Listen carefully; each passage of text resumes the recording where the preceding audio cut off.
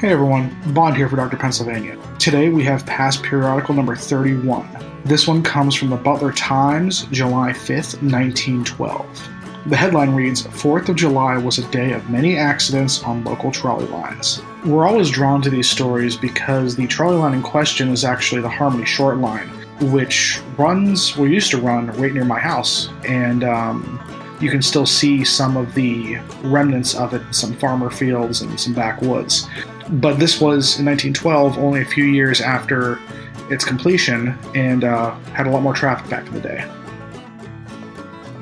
4th of July was a day of many accidents on the local trolley lines.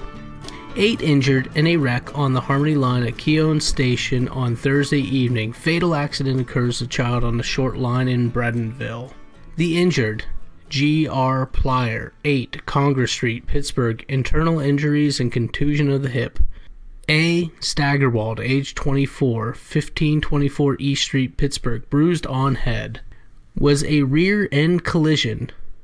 In a rear-end collision which occurred at Keown Station on the Harmony line on Thursday evening at 8:30 o'clock, 8 passengers were so seriously injured that they had to be taken to Pittsburgh hospitals for treatment, and a number of others sustained cuts and bruises which, however, did not require any hospital attention, and the victims were able to get to their homes after the accident.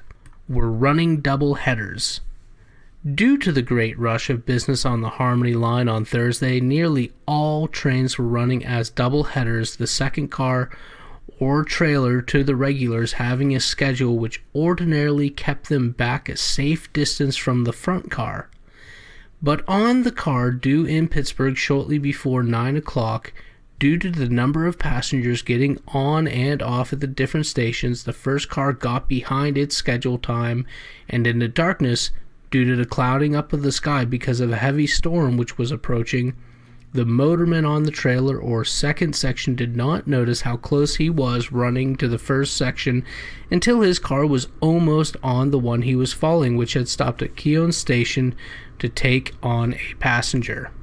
When the motorman saw the car in front, there was not time to stop his car, and it ran into the front car, still at a considerable rate of speed, although the progress had been checked to some extent.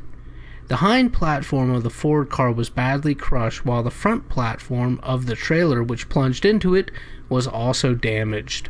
Crowd on the rear platform.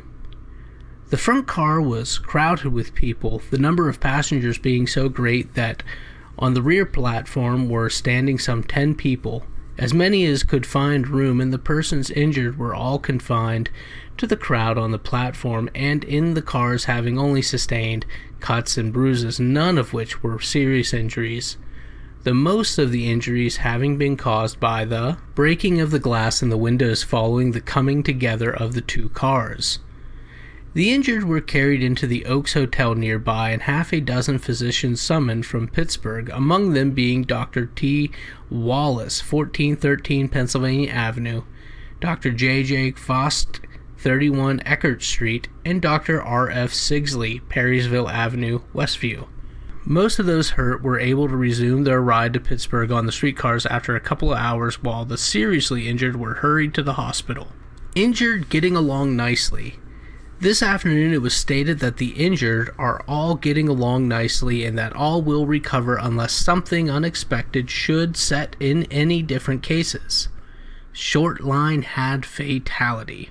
Thursday morning, as the short line car which leaves Butler at 7:05 was approaching Bredenville Station, a 2-year-old child named John Temko ran from some bushes on the side of the road directly in front of the car and was struck on the head by the front car steps, causing injuries from which the child died almost instantly and was thrown in front of the wheels, cutting off the boy's right leg. In addition, the little fellow sustained a fractured skull. The remains of the child were taken to the family home in Bredenville, and Coroner Berkimer, who was notified, conducted an investigation, deciding that an inquest was unnecessary. Few minor accidents. Outside of the trolley accidents, there were few to occur in Butler during the celebration of the 4th, by individuals, and those which did occur were of a minor nature. The usual number of finger burnings occurred, but they were most of them not of importance.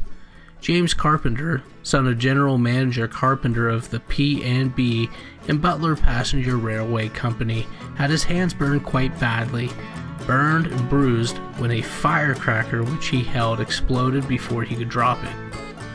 Frank Benson, another young boy, was the victim of an accident of a like nature, having held onto a firecracker too long after he had lit the fuse and sustained painful burns and bruises. Other accidents were less serious than these two, and the physicians had no extra duties because of the fourth.